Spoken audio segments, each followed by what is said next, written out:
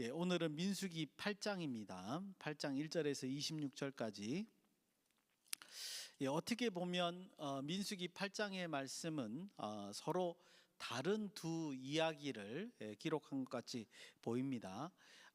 이제 첫 번째 단락에 보면 성소 안에 등잔을 어떻게 켜라, 이런 내용이 이제 담겨져 있고요. 두 번째 단락, 조금 더 길지만 레위인들을 성별해서 그들을 이제 성막에 봉사할 수 있도록 하는 것. 그러니까 여러분들이 항상 기억을 하실 게 뭐냐면요, 성막이 만들어진다고 해서 성막이 기능적으로 시작하지는 않죠. 그게 기능을 감당하지 않습니다. 그래서 이제 지난번에도 말씀드린 것처럼 거룩한 관유를 바른다든지 그런 식으로 이제 기능적인 시작 부분들이 보이게 되는데, 마찬가지죠. 사람도 제사장이 제사장 역할을 하기 전에 뭡니까? 그 정결함을 먼저 받아야 되듯이 레위인들이 레위인의 역할을 하기 전에 정결함을 이제 받아야 됩니다. 그 장면이 이제 오늘 민수기 8장에서 이제 등장하고 있는 거죠. 그래서 이제 봤을 때 겉보기에는 전혀 다른 두 사건이, 하나는 성소 안에 있는 등잔불에 등잔을 켜는 것, 하나는 레위인들을 성별해서 그들이 사역을 감당할 수 있게 하는 것, 이렇게 이제 전혀 다른 두 사건이 이제 등장하고 있는 것을 볼 수 있습니다. 그런데 제가 민수기 1장부터 지속적으로 말씀드리는 게 뭐냐면, 이 과정들이 지금 이 두 사건이요, 시내 산을 떠나서 약속으로 땅으로 가려고 하는, 이동하는 이 시점에 이 부분이 소개되고 있다는 거죠. 그래서 그런 관점에서 우리가 이 두 사건이 무슨 공통점이 없을까, 그것을 좀 찾아보자, 이렇게 말씀을 드리고 싶습니다. 그래서 저는 공통점을 찾아보니까 뭐냐면요, 성막의 기능적인 계시, 시작, 그 부분이 공통점이라는 거죠. 앞에 사건도 그렇고 뒤에 사건도 그렇고 그것을 표현하는 것이다, 이렇게 보여집니다. 그런 관점으로 한번 오늘 말씀을 묵상해 보도록 하겠습니다. 금방 말씀드린 대로 민수기 8장은 크게 두 단락으로 나눠집니다. 1절에서 4절, 좀 짧죠. 여기에는 이제 간단하지만 성소 안에 이제 등잔불을 켜는 방식에 대해서 하나님이 직접 지시하는 장면이 등장하고 있고요. 두 번째 단락은 조금 깁니다. 5절에서 26절까지 레위인들을 성별하는 과정이 이제 설명되고 있습니다. 그럼 이제 첫 번째 단락보다 하나씩 살펴보겠습니다.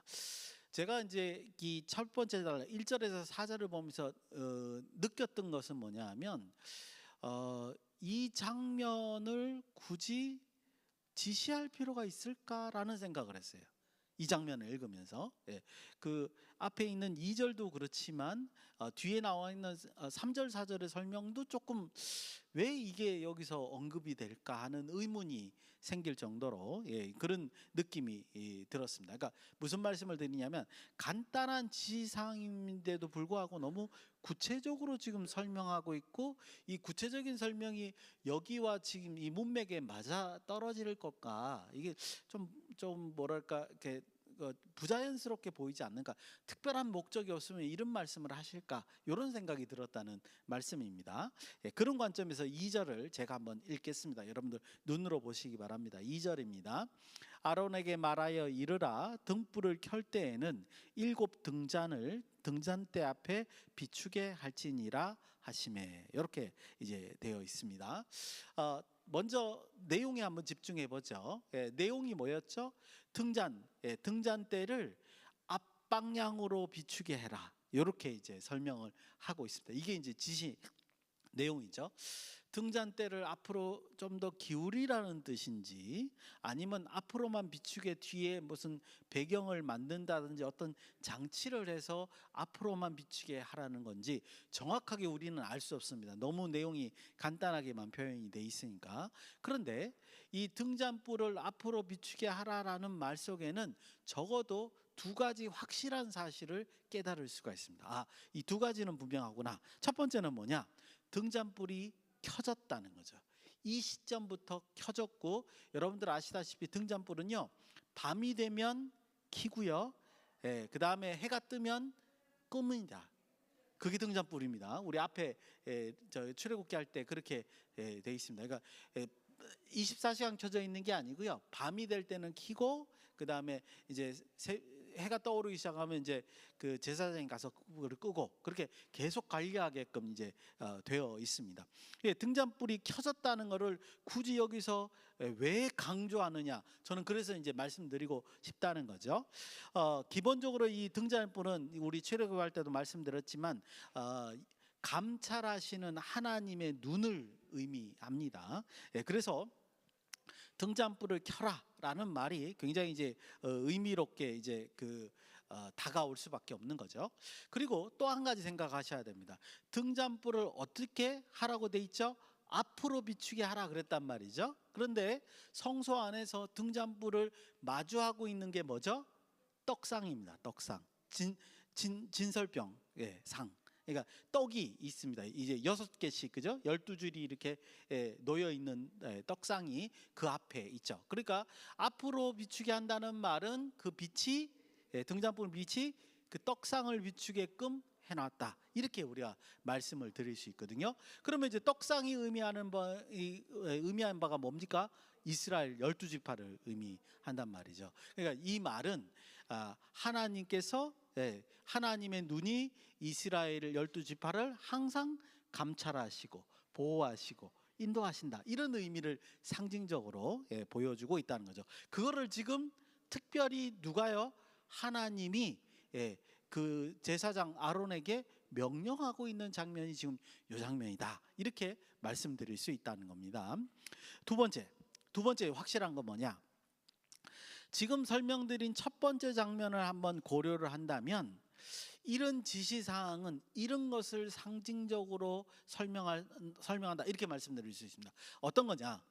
성막의 기능적인 시작이에요. 보십시오.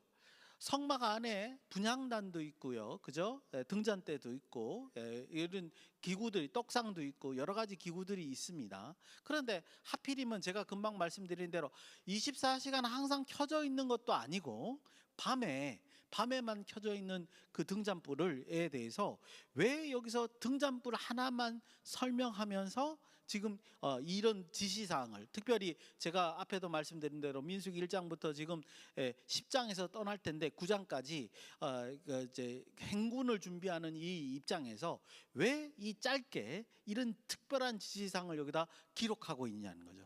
그런 관점에서 본다면 이 등잔불을 켜라라는 말은 뭐를 의미한다고 볼 수 있습니까? 상징적으로 이제부터 하나님께서는 이스라엘 백성을 감찰하시고 보호하시고 인도하신다. 뭐하기 앞서서? 행진에 앞서서 이렇게 시작한다. 이런 계시점을 여기서 상징적으로 보여주는 것이 아니냐, 그렇게 해석해 볼 수 있다는 겁니다. 이제 시작이다, 출발이다, 이것을 이제 상징적으로 보여준다는 거죠. 그것을 지금 등잔불에 비유해서 우리에게 말씀하시는 것이 아니냐. 그 다음에 이제 실제로 8장 3절 4절에 있는 4절, 정확하게 4절에 있는 제작법에 대해서는 이따가 마지막 부분에서 잠깐 묵상해 보도록 하겠습니다. 제가 여전히 말씀드린 건 굳이 제작법까지, 등잔을 만드는 제작법까지 여기서 기록하는 이유는 뭘까, 이런 생각을 좀 해봤습니다. 오늘 묵상해서 한번 다뤄보도록 하겠습니다. 두 번째 단락입니다. 두 번째 단락은 5절에서 26절로 레위인들을 성별하는 절차입니다. 성별한다는 말은 거룩하게 이제 구별을 하는 거죠.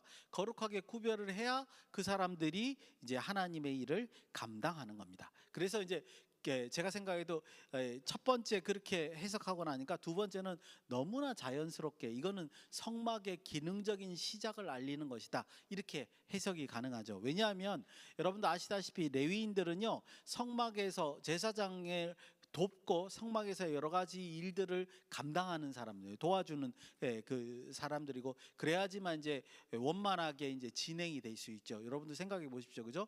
예를 들어서 소를 잡았어요, 소를 죽였어요. 그러면 이 소를 제사장이 옮길 수도 있겠습니다만 그 제사장 한두 명이 할 수 있는 건 아니잖아요, 그죠?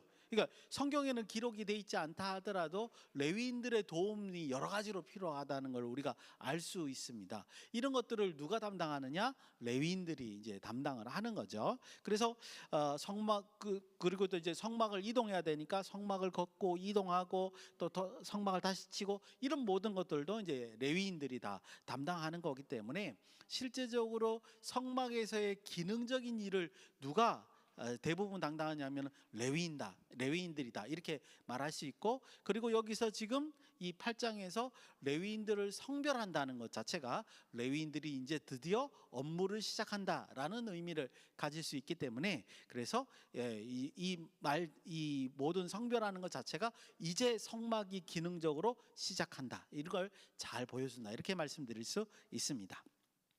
자, 그래서 이제 오늘 본문의 설명처럼 레위인들을 어떻게 성별하느냐를 조금 살펴볼 거예요. 여기는 아주 특이한 단계들이 있는 것을 볼 수 있습니다. 다른 곳에서는 볼 수 없는 그런 거 위주로 한번 살펴보겠습니다. 레위인들을 어떻게 성별하느냐? 7절 말씀 우리 같이 한번 보시겠습니다. 7절입니다. 시작. 너는 이같이 하여 그들을 정결하게 하되 곧 속죄의 물을 그들에게 뿌리고 그들에게 그들의 전신을 삭도로 밀게 하고 그 의복을 빨게 하여 몸을 정결하게 하고. 우리가 이제 출애굽기나 레위기에 있는 법들, 제사법들을 조금 답습하고 나니까 이런 절차가 무엇인가를 조금 더 알 수 있습니다. 이제 성경에는 이런 것들 자세하게 기록이 돼 있지 않고, 그다음에 이것이 무슨 이유로 이렇게 하는지를 이제 레위기조차도 그죠? 설명이 없죠. 그런데 앞에 있는 제사들의 여러 가지 절차들을 보고 나니까 이런 것들이 조금씩 이해가 갑니다. 레위인들이 성별하는 단계가 두 단계가 있는 것 같아요. 이제 첫 번째 단계로는 뭐냐면 그들 스스로 그들의 몸을 정결케 하는, 그게 첫 번째 단계인 것 같습니다. 방금 우리가 같이 읽은 7절은 바로 이 첫 번째 단계에 해당이 됩니다. 그들에게 속죄의 물을 뿌린다 이렇게 되어 있죠. 속죄의 물이 뭔지 왜 뿌리는지 설명이 없습니다. 그런데 이제 물을 이렇게 뿌린다고 했을 때 뿌린다고 해서 깨끗해지는 건 아니지만, 아마 이제 그 뭐 제사장 같은 경우에는 우리 그 제사장 처음에 레위기에서 8장부터 시작해서 제사장이 처음 될 때 기억나시죠? 그죠? 목욕을 아예 시켰잖아요. 그 사람들은 기껏해야 세 사람이었단 말이에요. 아론과 아론의 두 아들. 그런데 레위인들은 굉장히 많잖아요. 그 사람들 한꺼번에 목욕시킨다는 거는 광야에서는 불가능한 얘기겠죠. 그래서 아마 생각할 때 성소에 있는 거룩한 물을 가지고 뿌려서 이제 정결하게 하는 이제 상징적인 의식을 진행하는 것이 아니냐. 그래서 이 뜻이 뭐냐면 물을 이제 거룩한 물을 뿌림으로써 부정으로부터 정결케 되는 것을 기본적으로 상징하는 것이 아니냐. 사람이 너무 많으니까 레위인들이. 그래서 그렇게 진행하는 방식이다. 첫 번째 단계는 그렇게 보입니다. 두 번째, 전신을 삭도로 밉니다. 칼로 이제 털을 다 깎는 거죠, 그죠? 머리부터 해서 이제 여러 가지 몸에 난 털들을 다 깎는 건데, 이미 이것도 앞에서 우리가 봤습니다, 그죠? 그러니까 이제 전염병이라든가 그렇게 해서 이제 다시 그 부정으로부터 정결함을 얻을 때 기본적인 처치가 뭐였죠? 이렇게 삭도로 털을 깎는 거였거든요. 마찬가지로 레위인들을 이렇게 모든 털을 깎는다는 것은 여전히 부정에서 정결함으로 옮기는 그런 이제 의식 중에 하나로 우리는 앞에서 이제 예시를 봤기 때문에 역시 레위인들도 그런 어떤 정결 의식을 갖는 것이다 이렇게 볼 수 있습니다. 세 번째는 뭐냐면 옷을 빨라고 이제 명령하고 있는 것을 볼 수 있죠. 역시 이것도 이제 부정에서 정결함을 이제 받는 옮기는 그런 단계로 이해할 수 있습니다. 왜냐하면 의복이라고 하는 자체가 예전에 그 부정했던 그 상태에서 입었던 옷이니까 그것을 빨므로써 이제 그 오염으로부터 정결케 하는 단계다. 이렇게 우리가 이제 세 가지 이제 어떤 절차들을 그렇게 이해해 볼 수 있다는 거죠. 그래서 이제 첫 번째 단계는 부정으로부터 정결함으로 돌아오는 스스로의 정화 과정. 이렇게 이제 정리하면 아주 이해가 이제 쉽지 할 수 있지 않을까. 아까도 말씀드렸듯이요. 이것을 성경이 없는데 어떻게 해석하느냐? 앞에 있는 이제 제사법들을 보니까, 그런 예시들을 보니까 이렇게 특별한 특별하게 레위인들을 정결할 때 이런 절차들이 유사한 것을 통해서 우리가 해석해 볼 수 있다는 겁니다. 두 번째 단계, 정결함을 잇는 두 번째 단계는 8절에서 13절에 이제 등장을 합니다. 이제 속죄 의식을 하는 제사적인 절차 방법도 여기 있고요. 또 하나 아주 특이한 방법이죠. 하나님께 온전히 바쳐지는 절차가 여기에 또 소개되고 있는 것을 볼 수 있습니다. 여러분들 제사장들은요, 그 우리 레위기 8장에서 9장에 있는 내용들을 보면 아예 그냥 성막에 있었죠, 그죠? 7일 동안 성막에 있으면서 그 거룩하게, 지극히 거룩하게 되는 걸 볼 수 있는데, 레위인들은 이제 인구도 많고 사람도 많고 그러니까 그렇게 하지는 이제 못하는 것 같습니다. 그래서 여기는 아주 특이한 방식으로 하나님께 온전히 바쳐지는 절차가 하나 생긴 것 같이 보입니다. 그래서 이제 아주 독특한 방식이 있는데요. 9절에서 11절 말씀이죠. 역시 이것도 같이 한번 읽어보겠습니다. 여기 독특한 방식이라는 걸 생각하시면서 같이 한번 읽어보겠습니다. 시작. 레위인을 회막 앞에 나오게 하고 이스라엘 자손의 온 회중을 모으고 레위인을 여호와 앞에 나오게 하고 이스라엘 자손이 그들에게 안수하게 한 후에 아론이 이스라엘 자손을 위하여 레위인을 흔들어 바치는 제물로 여호와 앞에 들을 치니 이는 그들에게 여호와께 봉사하기 위함이라. 아멘. 이렇게 이제 설명하고 있습니다. 여기서 특이한 점을 발견하셔야 됩니다. 뭐냐 하면 이제 10절에 보니까 뭐예요? 레위인도 나오고 이스라엘 자손들도 나오고, 아마 이스라엘 자손들이 전부 다 나오면 안 되니까 대표적인 사람들이 나왔겠죠. 그렇게 보입니다. 이런 설명들은 없습니다. 그런데 그 다음에 어떻게 해요? 레위인들에게 안수합니다. 누가요? 이스라엘 자손들이, 이스라엘 자손의 대표들이, 적어도 그죠? 대표들이 레위인들에게 안수했다는 거죠. 머리에 안수를 했다. 이렇게 지금 설명이 됩니다. 요게 이제 아주 독특한 절차라는 거죠. 하나. 그다음 두 번째는 11절입니다. 이스라엘 자손을 위하여 안수가 끝난 다음에 레위인들을 흔들어서, 모르겠습니다. 그 사람들 들어서 흔들었는지 팔만 흔들었는지 알 수가 없어요. 어떻게 흔들었는지는 모르지만 어쨌든 레위인들을 흔들어서 여호와 앞에 제물로 드린 겁니다. 이제 사람을 죽이는 건 아니에요, 그죠? 요제라는 거죠. 흔들어서, 하나님 앞에 흔들어서 이제 제사 의식을 진행하는 방식인데, 레위인을 흔들어서 이제 하나님 앞에 제물 형식으로 드렸다라는 아주 특이한 절차가 이렇게 두 가지가 있는 거죠. 이것을 이제 나왔으니까 우리가 해석을 해봐야 되지 않겠느냐라는 겁니다. 하나씩 한번 살펴보죠. 첫 번째, 제사에 앞서서 이스라엘 자손이 레위인들에게 안수하는 장면, 이거 도대체 뭐지? 왜 안수했을까? 여러분들 성경에서, 구약 성경에서 제사법에서 안수를 한다는 것은 뭔가 전가가 되는 거죠. 그래서 그건 굉장히 중요합니다. 예를 들어서 이제 그 죄 지은 사람이 동물 머리에 안수하면 자신의 죄가 동물에게 전가되는 거죠. 그런 방식으로 이스라엘 자손이 레위인들 머리 위에 안수한 거는 도대체 뭘까? 도대체 이것을 어떻게 해석해야 될까? 이제 힌트를 발견해야 되는데, 앞에도 말씀드린 것 같이 앞에 용례는 금방 제가 말씀드린 제사법에 안수하는 거 외에는 없는 거예요. 자, 그렇다면 이건 뭘까? 바로 뒤에 있는 16절에서 18절에 있는 설명이 아마 이 앞에 있는 내용들을 해설하는 것이 아닐까, 이렇게 보여집니다. 그래서 16절 18절의 내용을 가지고 한번 금방 지금 우리가 읽은 9절에서 11절의 내용을 한번 해석해 보려고 합니다. 그러면 이제 16절 18절을 또 한번 읽어봐야 되겠죠. 여러분들 앞에 두 가지 사건 잘 기억하십시오. 하나는 뭐죠? 이스라엘 자손이 레위인들에게 머리에 안수한 이유가 뭘까라는 걸 생각하시고, 두 번째는 뭡니까? 왜 요제로 하나님 앞에서 레위인들을 흔들어서 하나님께 바쳐지게끔 했을까? 요거를 한번 생각하시면서 16절에서 18절을 같이 한번 읽어보도록 하겠습니다. 16절부터입니다. 시작. 그들은 이스라엘 자손 중에서 내게 온전히 드린 바 된 자라. 이스라엘 자손 중 모든 초태생 곧 모든 처음 태어난 자 대신 내가 그들을 취하였나니 이스라엘 자손 중에 처음 태어난 것은 사람이든지 짐승이든지 다 내게 속하였음은 내가 애굽 땅에서 모든 처음 태어난 자를 치던 날에 그들을 내게 구별하였습니다. 이러므로 내가 이스라엘 자손 중에 모든 처음 태어난 자 대신 레위인을 취하였느니라. 아멘. 예, 우리가 이게 모르는 내용이 아니고 이미 다 아는 내용입니다. 그죠? 예, 출애굽 6월절 할 때 이제 이스라엘의 장자들을 살렸는데, 그리고 이제 우리가 민수기 3장에서 봤죠.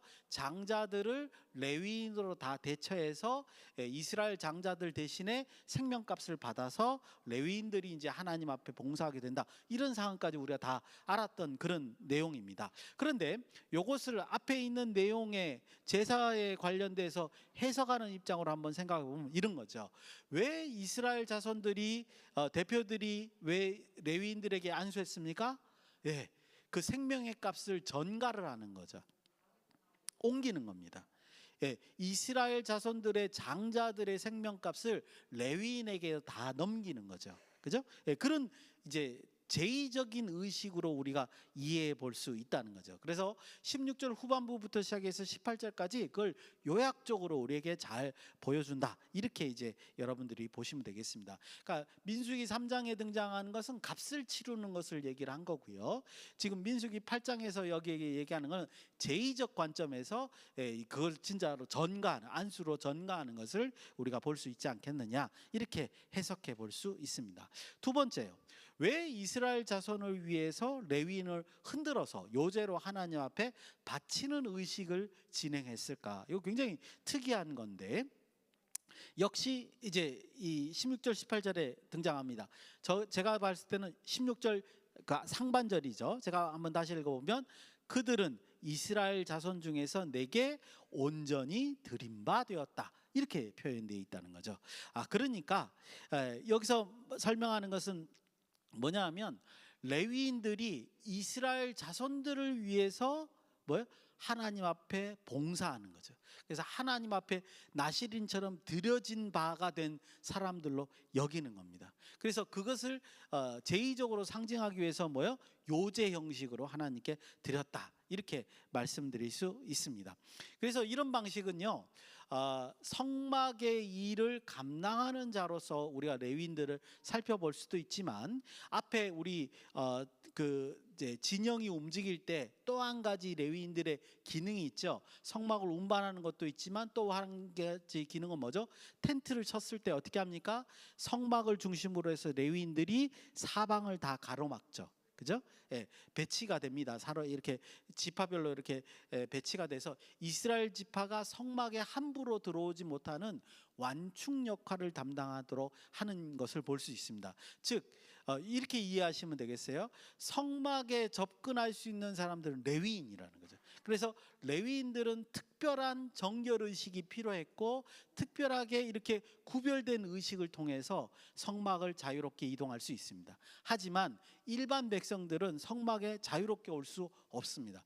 특별한 통로, 제사 드리기 전에 제사 드리기 위해서 특별한 정문으로만 잠깐 뜰에 있다가 제사 드리고 나가는 방식이지, 절대로 함부로 성막에 들어올 수는 없는 거죠. 그래서 이 레위인들의 역할 중에 하나는 뭐라면, 성막과 이스라엘이 충돌하지 않도록, 충돌한다는 말은 이스라엘 백성들이 성막을 자유롭게 보려고 들어왔다가는 바로 이제 부정하기 때문에 이제 심판을 받을 수 있기 때문에, 그런 거를 방지하는, 이렇게 완충적인 역할을 하는 것이 레위인이기 때문에, 그런 목적으로 지금 요제로 하나님께 드려지는 그런 제의적인 어떤 방식을 취한 것이 아니냐, 이렇게 보여진다는 겁니다.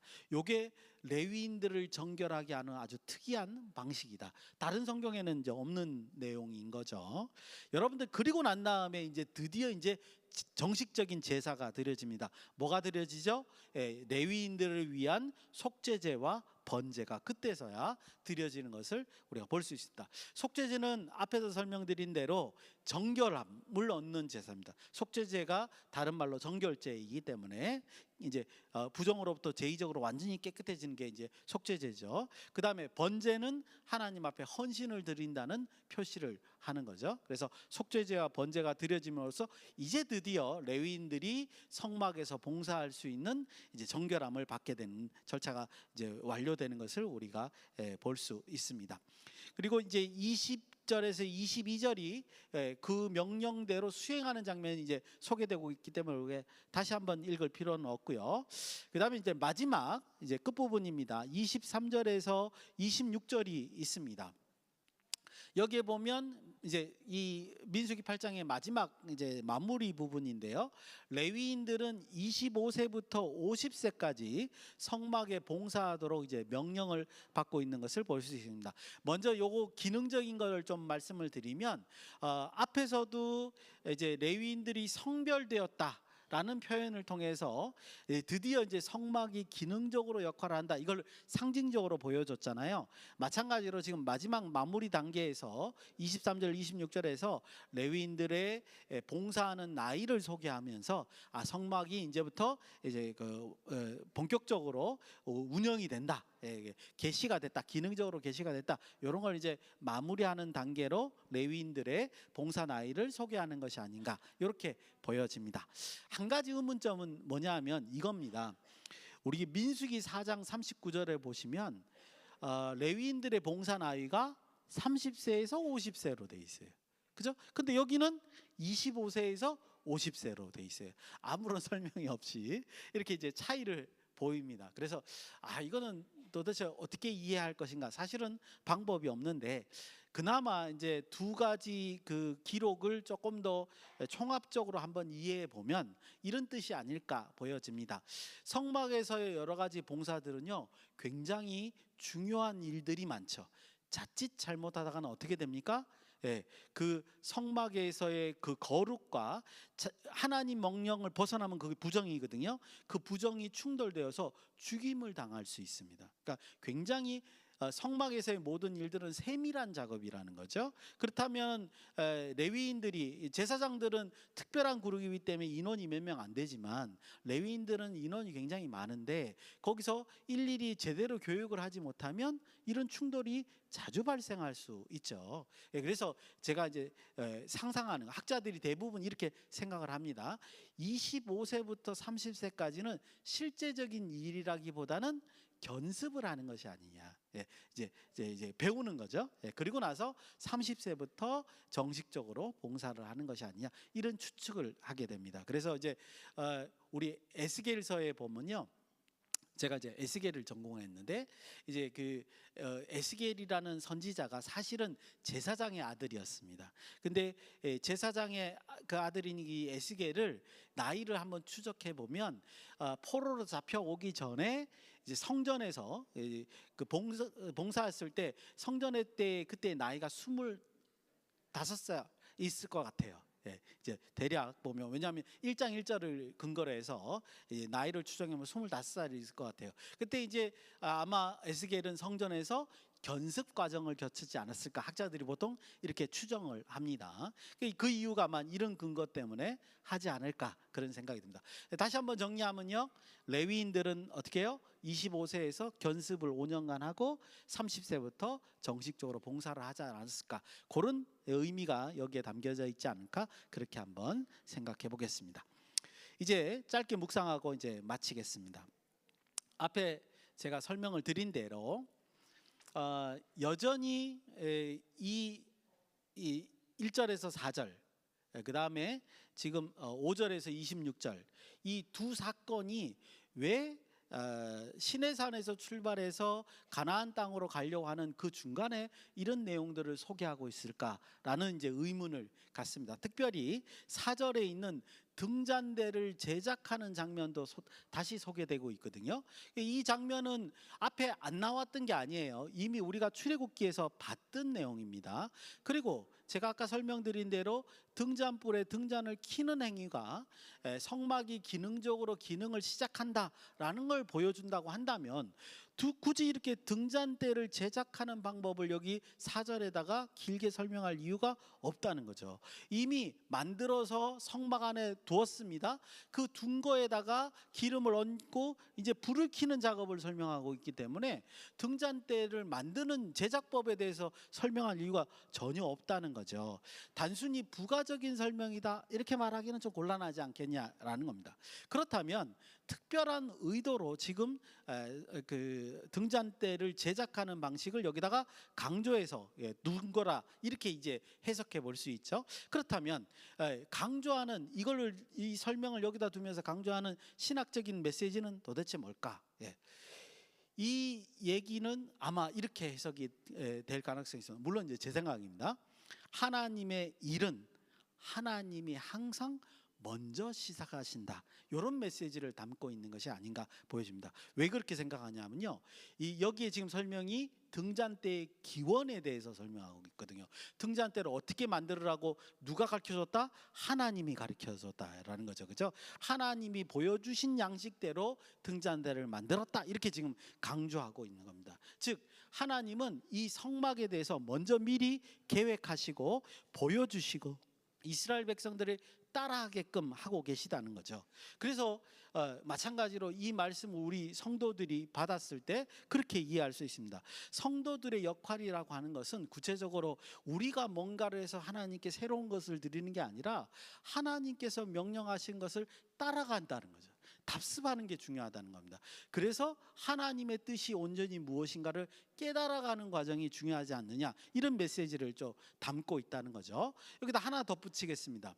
레위인들이 거룩하게 구별됨으로써 이스라엘과 하나님의 그 거룩의 충돌에 완충작용을 하는 것을 우리가 본문을 통해서 봤지 않습니까? 마찬가지랍니다. 하나님이 계획하신 것을 성도들이 따라가되 그 역할이 뭐라고요?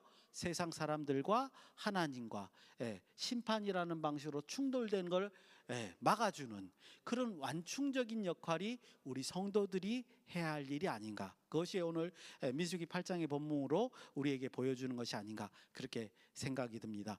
바라기는 저와 여러분이 삶이 하나님의 뜻과 실행에 적절한 도구가 되어서 세상을 위한 복음의 메시지를 전달하는 삶이 되시기를 예수님의 이름으로 축원드립니다. 기도하시겠습니다.